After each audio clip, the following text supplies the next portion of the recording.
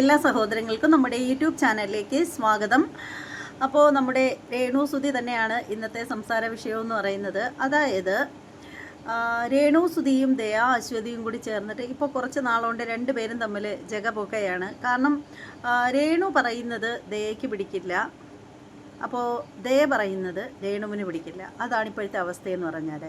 ശരിക്കും പറയുകയാണെങ്കിൽ ദയാ അശ്വതി എന്ന് പറയുന്ന ഒരു വ്യക്തിയെ നമുക്കറിയാം, ബിഗ് ബോസിൽ നേരത്തെ വന്നിട്ടുള്ള ആളാണ്. അപ്പോൾ പുള്ളിക്കാരത്തിയെ അറിയാത്തവരായിട്ടിപ്പോൾ മലയാളികൾ ആരും ഉണ്ടായിരിക്കില്ല എന്നാണ് എനിക്ക് തോന്നുന്നത്. സോഷ്യൽ മീഡിയ ഉപയോഗിക്കുന്ന എല്ലാവർക്കും ദയാ അശ്വതിയെ നന്നായിട്ട് അറിയാം. അപ്പോൾ ദയാ അശ്വതിക്ക് വളരെ ഒരു പ്രത്യേകതയുള്ളതെന്ന് വെച്ചാൽ പോയിൻ്റ് എടുത്ത് പറഞ്ഞ് സംസാരിക്കാനുള്ളൊരു കഴിവുണ്ട് ദയാ അശ്വതിക്ക്. ആ ഒരു കാര്യത്തിൽ നമ്മൾ അവരെ സമ്മതിച്ചേ മതിയാവൂ. അതായത് ഇപ്പോൾ അവർ തമ്മിലുണ്ടായ ഒരു പ്രശ്നം എന്താണെന്ന് വെച്ചാൽ, ദയാ അശ്വതി രേണു സുധിക്ക് മെൻ്റൽ പ്രോബ്ലം ഉണ്ടെന്നുള്ള രീതിയിൽ സംസാരിച്ചു എന്ന് പറഞ്ഞിട്ട് രേണു സുധി ഒരു വീഡിയോയുമായിട്ട് വന്നിട്ടുണ്ടായിരുന്നു. ലൈവിൽ വന്നിട്ട് പുള്ളിക്കാരത്തി പറയുന്നൊരു കാര്യമെന്ന് വെച്ചാൽ, അത് ഞാനിവിടെ വെക്കുന്നില്ല, പലരും അത് കാണണമെന്ന് നിർബന്ധമുള്ളവർ എൻ്റെ മറ്റൊരു ചാനലായ ഉത്തര ഉണ്ണിയിൽ പോയി നോക്കുകയാണെങ്കിൽ കാണാൻ സാധിക്കും. അപ്പോൾ അതിനകത്ത് പറഞ്ഞിരിക്കുന്ന ഒരു കാര്യം എന്താണെന്ന് വെച്ചാൽ, എനിക്കങ്ങനെ മെൻ്റലി യാതൊരു പ്രശ്നവും ഇല്ല. പിന്നെ എൻ്റെ ഭർത്താവ് സുധിച്ചേട്ടൻ എനിക്ക് ഡെലിവറി കഴിഞ്ഞ സമയത്ത് കുഞ്ഞിന് ന്യൂമോണിയ വന്ന് ഹോസ്പിറ്റലിലായപ്പോൾ അവിടെ കൂടെ ആരെയും നിർത്തിയിട്ടുണ്ടായിരുന്നില്ല.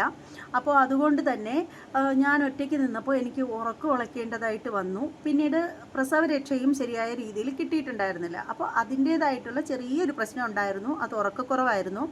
അങ്ങനെ ഹോമിയോ ഹോസ്പിറ്റലിൽ പോയിട്ട് മെഡിസിൻ കഴിക്കേണ്ട ഒരു സാഹചര്യം വന്നു.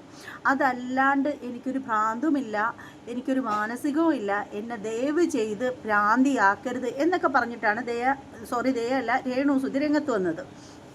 അപ്പോൾ അതിന് ഒരു മറുപടിയായിട്ട് എന്നുവെച്ചാൽ നല്ല താക്കീതൊക്കെ കൊടുത്താണ് നമ്മുടെ രേണു സംസാരിച്ചത്. ദയയ്ക്ക് മേലാൽ എന്നെപ്പറ്റി ഇനി വീഡിയോ ഇട്ട് പോകരുത് എന്നൊക്കെ പറഞ്ഞിട്ട്. അപ്പോൾ എനിക്ക് പറയാനുള്ളൊരു കാര്യം എന്ന് പറഞ്ഞാൽ, സോഷ്യൽ മീഡിയ കൈകാര്യം ചെയ്യുന്ന എല്ലാവരും എന്തെങ്കിലുമൊക്കെ കാര്യങ്ങളുണ്ടെങ്കിൽ റിയാക്ട് ചെയ്യേണ്ട കാര്യങ്ങളാണെങ്കിൽ റിയാക്ട് ചെയ്യുക തന്നെ ചെയ്യും. അപ്പോൾ അതിനെ വേദനിച്ചിട്ട് ഒരു കാര്യവുമില്ല. സോഷ്യൽ മീഡിയ കൈകാര്യം ചെയ്യാതിരിക്കുക, അത് മാത്രമേ ഉള്ളൂ അതിൻ്റെ ഒരു പരിഹാരം എന്ന് പറയുന്നത്. സോഷ്യൽ മീഡിയയിലുള്ള ആളുകൾ എന്തെങ്കിലും ഒരു ഇത് കാണിച്ചു കഴിഞ്ഞാൽ, അല്ലെങ്കിൽ പൊതുവെ ജനങ്ങൾക്കിടയിൽ എന്തെങ്കിലും ഒരു പ്രശ്നം ഉണ്ടായിക്കഴിഞ്ഞാൽ സോഷ്യൽ മീഡിയയിൽ കൈകാര്യം ചെയ്യുന്ന എല്ലാവരും അതേക്കുറിച്ച് എടുത്തിട്ട് സംസാരിക്കും. അത് സ്വാഭാവികം മാത്രമാണെന്ന് മനസ്സിലാക്കുക. അല്ലാണ്ട് നിങ്ങളോട് ആർക്കും വ്യക്തിപരമായിട്ട് യാതൊരു തരത്തിലുള്ള വൈരാഗ്യ ബുദ്ധിയോടുകൂടിയല്ല ഈ സംസാരിക്കുന്നത്. അപ്പോൾ ആദ്യമൊക്കെ നിങ്ങളെ ഒരുപാട് സപ്പോർട്ട് ചെയ്ത ആളുകൾ പലരും ഇന്ന് നിങ്ങളെ തള്ളിപ്പറയുന്നെങ്കിൽ അതിനർത്ഥം എന്താണ്? നിങ്ങളുടെ കയ്യിലിരിപ്പ് ഒന്നുകൊണ്ട് മാത്രമാണ്. അപ്പോൾ അതവിടെ നിൽക്കട്ടെ.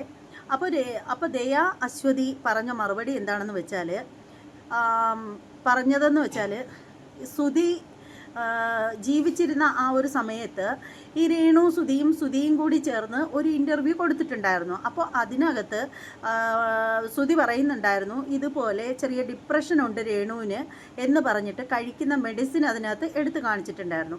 അപ്പോൾ ആ കഴിക്കുന്ന മെഡിസിൻ എന്ന് പറഞ്ഞാൽ അലോപ്പതി മെഡിസിനാണ്. അത് ഏത് കണ്ണുപൊട്ടനും കാതുപൊട്ടനും ഒക്കെ അറിയാൻ സാധിക്കുന്ന ഒരു കാര്യമാണ്, ആർക്കും മനസ്സിലാവും. ഹോമിയോ ഗുളിക എങ്ങനെയാണ്, അലോപ്പതി മരുന്ന് എങ്ങനെയാണെന്നുള്ളത് ഏത് കൊച്ചുകുട്ടിക്കും അറിയാം.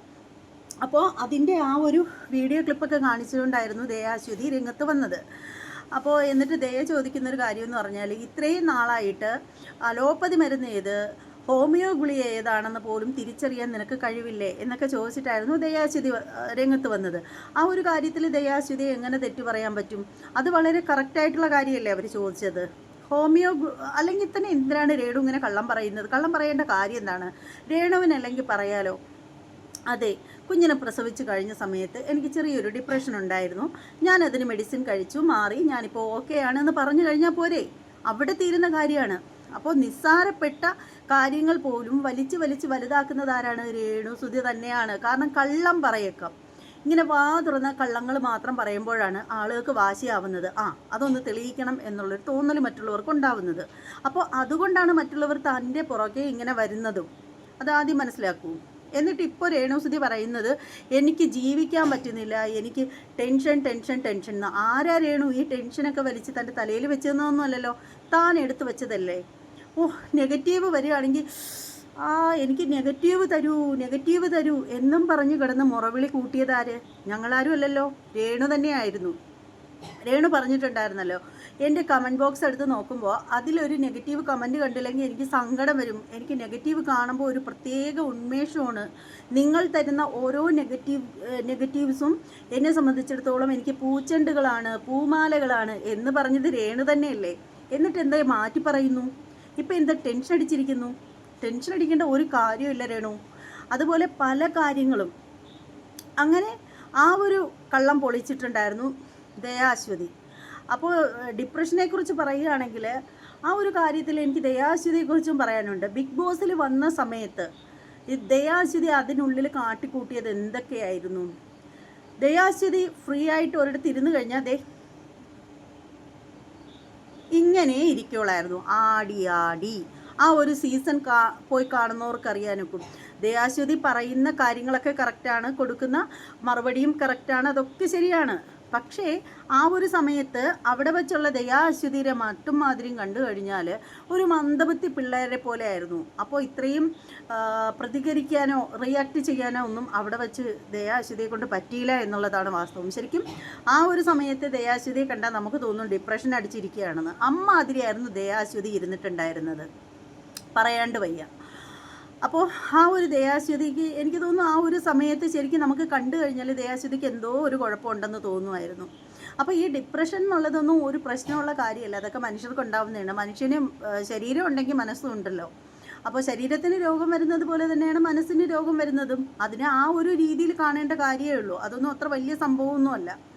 അപ്പോൾ രേണു പറഞ്ഞ മറ്റൊരു കാര്യമെന്ന് പറഞ്ഞാൽ 95% സ്ത്രീകൾക്കും പ്രസവം കഴിഞ്ഞു കഴിഞ്ഞാൽ ഇതുപോലെ ഡിപ്രഷൻ ഉണ്ടാവും എന്നാണ് രേണു പറഞ്ഞത്. എന്തിനാ രേണു ഇങ്ങനെ നട്ടാക്കുരുക്കാത്ത കാര്യങ്ങളൊക്കെ പറഞ്ഞ് സ്വയം വിഡ്ഢിയാവാനായിട്ട് നോക്കുന്നത്? 100-ൽ 10% പേർക്ക് ഒരു പക്ഷേ ഡിപ്രഷൻ ഉണ്ടാവാം. പോസ്റ്റ് പാർട്ടം ഡിപ്രഷൻ എന്നാണ് അതിന് പറയുന്നത്.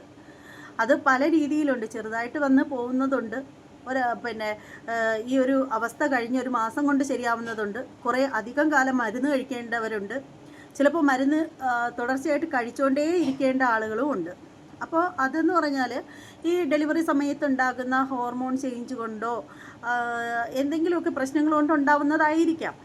അതേക്കുറിച്ച് കൂടുതലൊന്നും പറയാനൊന്നും നമുക്കറിയില്ല, കാരണം നമുക്ക് അത്രയ്ക്കും വേണ്ടി പഠിപ്പും അതുപോലെ ഭയങ്കര സംഭവങ്ങളൊന്നും അറിയാവുന്ന ആളൊന്നുമല്ല.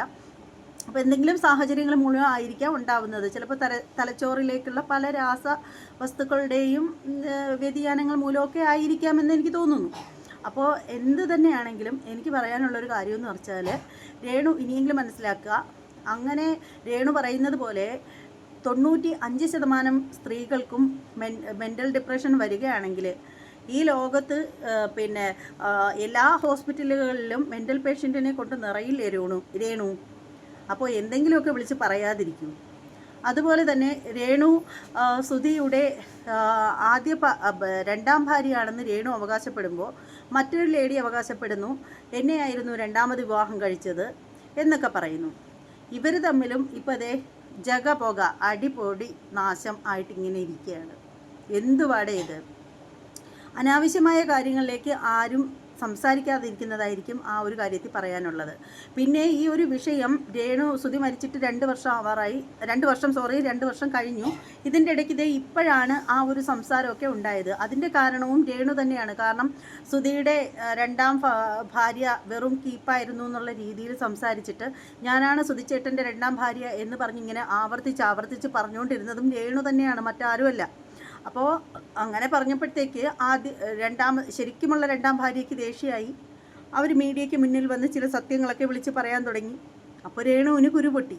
അതാണ് വാസ്തവം. രേണു എന്തിനാണ് ഇങ്ങനെ കള്ളം പറയുന്നത്? ആ ഒരു സ്ത്രീ വിവാഹം കഴിഞ്ഞു, അവർക്ക് വേറെ മക്കളും കുടുംബമായിട്ട് അവർ ജീവിക്കുന്നുണ്ട്. പിന്നെ രേണു ഭയപ്പെടേണ്ട ഒരു കാര്യമില്ല. രേണുവിന് ചിലപ്പോൾ എനിക്ക് തോന്നുന്നു ഭയമുണ്ടാവുന്നതിൻ്റെ കാര്യമെന്ന് പറഞ്ഞാൽ ഇപ്പോൾ സുധിയുടെ രണ്ടാം ഭാര്യ എന്ന് പറഞ്ഞ് വേറൊരാൾ വരുമ്പോൾ, അല്ലെങ്കിൽ രേണുവിന് സുധി മരിച്ചത് ഇപ്പോൾ കിട്ടാൻ പോകുന്ന ആ ഒരു ഇൻഷുറൻസ് തുകയൊക്കെ ഉണ്ടല്ലോ, അത് പകുതിയായി പോകുന്നൊക്കെയുള്ള പേടിയായിരിക്കും. അതൊരിക്കലും അങ്ങനെ ആവില്ല രേണു ആ ഒരു കാര്യത്തിൽ ഭയക്കേണ്ട കാര്യമില്ല. കാരണം അതൊരിക്കലും രണ്ടായി പോവില്ല. കാരണം ലീഗലി അവർ വിവാഹബന്ധം വേർപെട്ടവരാണ്. സുധിയുടെ കുഞ്ഞിനെയൊന്നും അവർ ഗർഭം ധരിച്ച് പ്രസവിച്ചിട്ടൊന്നുമില്ല. അപ്പോൾ അതുകൊണ്ട് തന്നെ ഒരിക്കലും അങ്ങനെ സംഭവിക്കത്തില്ല. അതുകൊണ്ട് നിങ്ങൾ ആ ഒരു കാര്യത്തിൽ പേടിക്കേണ്ട കാര്യമില്ല. പലപ്പോഴും രേണുവിൻ്റെ സംസാരമൊക്കെ കേൾക്കുമ്പോൾ നമുക്ക് അങ്ങനെയാണ് ഫീൽ ചെയ്യുന്നത്. അപ്പോൾ അതേക്കുറിച്ചൊന്നും ഇനിയൊന്നും പറയാനില്ല. എന്തായാലും പുള്ളിക്കാരത്തി ബിഗ് ബോസിലേക്കൊക്കെ പോകാനായിട്ടൊക്കെ തയ്യാറെടുക്കുകയാണ്. നന്നായിരിക്കട്ടെ, വിൻ ചെയ്ത് വരട്ടെ എന്നേ പറയാനുള്ളൂ. പിന്നെ ഇവിടെ കിടന്ന് കാണിച്ച് കൂട്ടുന്നത് കണക്കുള്ള കോപ്രായങ്ങൾ അവിടെ ചെന്ന് കിടന്ന് കാണിച്ച് കൂട്ടിയാലും എല്ലാവരും പ്രതികരിക്കും. ആ ഒരു കാര്യത്തിൽ യാതൊരു വിട്ടുവീഴ്ചയും ആരും പ്രതീക്ഷിക്കേണ്ട എന്ന് കരുതി മനഃപൂർവ്വം രേണുവിനെ മോശക്കാരിയാക്കാനായിട്ട് നമ്മൾ ആരും മുൻകൈയെടുത്ത് ഒരിക്കലും വരില്ല.